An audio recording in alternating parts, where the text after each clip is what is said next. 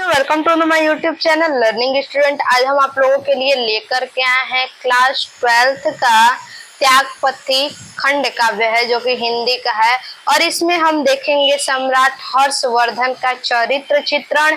और इस त्यागपति में सबसे जो नायक हैं वो हर्षवर्धन ही है। और हर्षवर्धन के बाद हमारी जो दूसरी नायक आएंगी वो है इनकी बहन राज्यश्री। तो अभी हम देखेंगे कि हर्षवर्धन का चरित्र चित्रण क्या है। तो देखिए, सबसे पहले हर्षवर्धन का चरित्र चित्रण जो है कि हम जानेंगे, लेकिन त्यागपति खंड काव्य के रचनाकार कौन है, कवि कौन है? तो रामेश्वर शुक्ल अंचल जी हैं। इस कहानी को किसने लिखा है? रामेश्वर शुक्ल अंचल जी ने लिखा है। और नायक कौन है? सम्राट हर्षवर्धन है। तो देखिए, त्यागपति खंड काव्य के नायक हर्षवर्धन के चरित्र में लोकोपकारी विशेषता दिखाई देती है। यानी लोकोपकारी का मतलब कि संसार का हित दिखाई देता है कि वो किस प्रकार से सबका हित करते हैं। तो देखिए, सबसे पहले हमारा आता है श्रेष्ठ शासक। किस प्रकार से श्रेष्ठ शासक?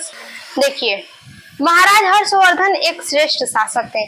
सबसे पहले जानते हैं श्रेष्ठ शासक किस प्रकार से थे, अपने शब्दों में भी जान लेते हैं। देखिए, ये अपने माता पिता के इनके जब माता पिता का स्वास्थ्य खराब रहता है तो ये समाचार जब पाते हैं तो तुरंत शिकार से वापस लौट आते हैं। और क्या होता है कि उनका उपचार बहुत करवाते हैं। और दूसरी तरफ इनकी जो हर्षवर्धन की जो माता होती हैं, वो उनकी माता आत्मदाह करने का निश्चय करती हैं। और वो क्या करती हैं, फिर आत्मदाह जा करके कर लेती हैं। और ये समाचार भी जब हर्षवर्धन को मिलता है तो वो क्या, बहुत ही इस बात को सुनकर, इस समाचार को सुनकर हर्षवर्धन बहुत ही व्याकुल होते हैं। और तो और साथ में ये अपनी बहन राज्यश्री को भी क्या, आत्मदाह से बचाते हैं। क्योंकि इन राज्यश्री इनकी बहन है और इनकी बहन का पति यानी इनके बहनोई का भी क्या होता है, देहांत हो जाता है, मृत्यु हो जाती है। जिसके कारण इनकी बहन राज्यश्री भी आत्मदाह के लिए तैयार हो जाती हैं। परंतु इससे पूर्व ही इनके भाई हर्षवर्धन को जब ये समाचार मिलता है कि इनकी बहन जो है जा रही हैं क्या करने, आत्मदाह करने, तो ये क्या करते हैं, जाके तुरंत अपनी बहन को आत्मदाह करने से बचा लेते हैं। और तो और हर्षवर्धन अपनी बहन राज्यश्री को अपना सारा राज्य सौंप के बहन के प्रति अपार प्रेम प्रदर्शित करते हैं। और तो और इनके बड़े भाई राज्यवर्धन के प्रति भी इनका बहुत स्नेह है। इसको हम किस में लिख सकते हैं? इसको हम आदर्श पुत्र एवं आदर्श भाई के रूप में लिख सकते हैं, जो अभी हमने आपको बताया। उसके बाद देखेंगे श्रेष्ठ शासक। श्रेष्ठ शासक किस प्रकार से थे? महाराज हर्षवर्धन एक श्रेष्ठ शासक थे। उनके राज्य में प्रजा को किसी भी प्रकार की कोई समस्या का सामना नहीं करना पड़ता था। यानी जो हर्षवर्धन थे वो, उनकी प्रजा उनसे खुश रहती थी, बहुत ही ज्यादा खुश रहती थी। और जो भी इनकी प्रजा चाहती थी वो सब ये किया करते थे अपने प्रजा के लिए, अपने प्रजा के हित में सब कुछ कुर्बान कर दिया करते थे। आगे देखिए, सत्य और न्याय प्रियता का उनके राज्य में प्रमुख स्थान था। यानी वो सर्वदा सत्य बोलते थे और हमेशा न्याय के पथ पर चलते थे और सबसे प्रेम से बातें किया करते थे। महाराज हर्षवर्धन ने अपना संपूर्ण जीवन प्रजा के हितार्थ समर्पित कर दिया। जो सम्राट हर्षवर्धन थे ये अपना सारा जीवन यापन किसमें किए? प्रजा के हित में सारा जीवन लगा दिए। सारा जीवन प्रजा के अनुसार ही किए, जिस प्रकार से प्रजा खुश रहे इनकी। आगे देखेंगे, दूसरा हमारा है, यह है पराक्रमी योद्धा। महाराज हर्षवर्धन एक पराक्रमी योद्धा थे। कोई भी राजा उन्हें परास्त नहीं कर सकता था। जो सम्राट थे, सम्राट हर्षवर्धन थे, वो क्या थे, बहुत ही ज्यादा पराक्रमी योद्धा थे। यानी बहुत ही बलशाली योद्धा थे और कोई भी राजा उन्हें परास्त नहीं कर सकता था। किसी भी गढ़ का राजा हो वो कभी परास्त नहीं कर सकता था। और ये कभी भी किसी युद्ध में जो है कि हर्षवर्धन जो है ये किसी भी युद्ध में ये क्या हुए थे, परास्त नहीं हुए थे। आगे देखिए, कोई भी दुश्मन उनके तेज के आगे ठहर नहीं सकता था। यानी कोई भी दुश्मन हो, जब उनका बाण चलता था तो क्या होता था, कोई भी दुश्मन ठहर नहीं पाता था, हार जाता था उनसे। और आज भी उनके तेज को भारतीयों द्वारा याद किया जाता है, यानी कि आज भी उनके तेज को, साहस को, जो योद्धा थे, वो जो पराक्रमी था उनके अंदर, जो श्रेष्ठ शासक थे, जितने भी थे, वो सारा क्या है, भारत के इतिहास में इसे याद किया जाता है। और ये इतिहास में सुंदर वर्ण अक्षरों में लिखे भी जा चुके हैं।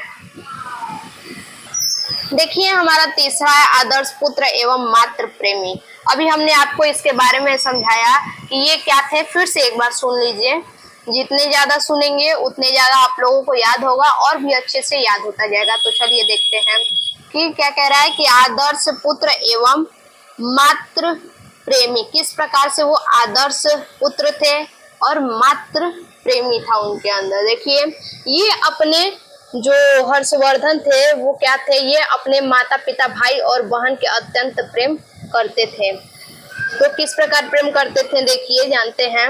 जब इनके पिता बीमार थे, उनका हालत सही नहीं था, अस्वस्थ थे, तो वो क्या, उस टाइम हर्षवर्धन जो शिकार के लिए गए थे, और ये खबर जब हर्षवर्धन को पता चला तो ये तुरंत कहाँ आए, अपने पिता के पास आए। और पिता के पास आए तो उनका बहुत उपचार भी करवाएं। और उसी के पश्चात इनकी माता, हर्षवर्धन की जो माता थी, वो क्या थी कि आत्मदाह करने का निश्चय उन्होंने किया और जाके आत्मदाह भी कर लिया। जब ये दुखद समाचार हर्षवर्धन को मिला तो क्या किए, वो बहुत ही व्याकुल हुए। इस प्रकार से वो क्या कहलाए, आदर्श पुत्र कहलाए। और बहन के अत्यंत प्रेम करते थे।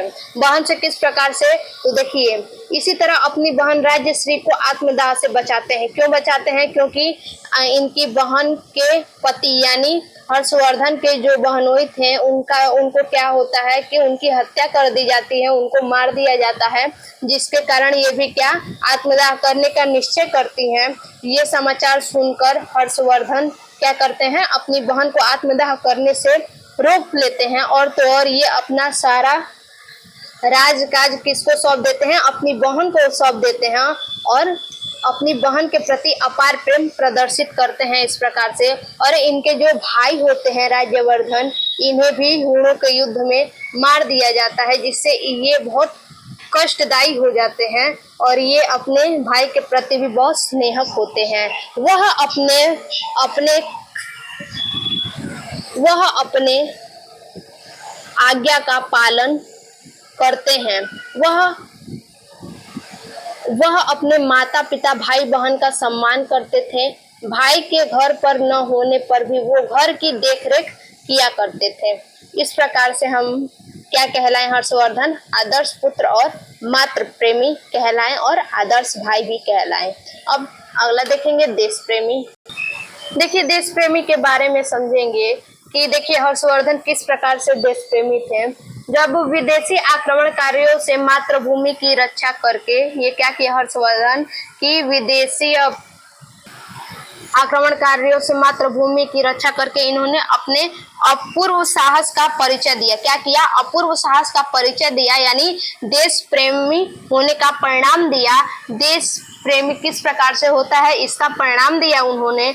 और तो और इन्होंने क्या, संपूर्ण भारत को एकता के सूत्र में बांधकर इन्होंने अपने पराक्रमी होने का प्रमाण दिया कि ये किस प्रकार से पराक्रमी हैं। और इसी प्रकार से अपने पिता के मृत्यु के बाद माता के आत्मदाह और भाई के मृत्यु और तो और बहनोई के भी मृत्यु, इन सब मृत्युओं को महान हर्षवर्धन ने अकेले झेला। इस तरह से ये क्या कहलाए, देश प्रेमी कहलाए। तो देखिए महाराज हर्षवर्धन ने देश प्रेम की भावना कूट कूट कर भरी है। क्या है, महाराज जो सम्राट हर्षवर्धन है उनमें क्या है, देश प्रेम की भावना कूट कूट करके भरी है। वो अपने देश की एकता एवं संस्कृति की रक्षा करने में कभी भी कोई युद्ध लड़ सकते थे। वो क्या थे कि देश की रक्षा करने के लिए, मातृभूमि की रक्षा करने के लिए किसी से भी वो लड़ सकते थे, युद्ध कर सकते थे। और देखिए आगे, अपने राज्य के साथ साथ वो अपने देश की सेवा भी करते थे। क्या करते थे, अपने राज्य के साथ साथ अपने राज्य का भी सेवा करते थे और तो और अपनी देश के भी हित करते थे, भला करते थे। अब अगला देखेंगे। देखिए अगला हमारा क्या है, धर्मपरायण, किस प्रकार से वो धर्म का क्या करते थे, अपना प्रमाण देते थे कि ये उनका धर्म है। देखिए हर्षवर्धन एक धर्मपरायण पुरुष थे। वो अपने राज्य में कोई भी कार्य धर्म के विरुद्ध नहीं किया करते थे। क्या करते थे, वो कोई भी कार्य जो था अपने राज्य में धर्म के विरुद्ध नहीं किया करते थे। और क्या था, इन्होंने भारत के अलग अलग राज्य जो थे, जो अलग अलग भारत के राज्य थे, बढ़ चुके थे विदेशियों के द्वारा, वो क्या किए, एक करने का निश्चय किया। और ये क्या किया, अपने धर्म के अनुसार भारत के सभी राज्यों को इन्होंने एक भी किया। और सम्राट जो थे, ये जो हर्षवर्धन सम्राट थे, वो हर 5 वर्ष पर सारा राजकोष दान करने का घोषणा किया करते थे। अपनी प्रजा के अंदर हर 5 वर्ष पे अपना सब कुछ दान किया करते थे। और इस प्रकार से वो क्या कहना है, धर्मपरायण और साथ में दानी भी कहलाए। आप देख सकते हैं धर्मपरायण एवं दानी, वो धर्म को अपना जन्मजात मानते थे। अब देखिए अतः निष्कर्ष रूप में कहा जा सकता है कि हर्षवर्धन एक श्रेष्ठ शासक थे, पराक्रमी योद्धा थे, धर्मपरायण भी थे और दानवीरता भी था उनके अंदर। और तो और अपने माता पिता के परम भक्त भी थे। तो आज के लिए बस इतना ही। फिर से मिलते हैं अपने एक और नए वीडियो में, तब तक के लिए धन्यवाद।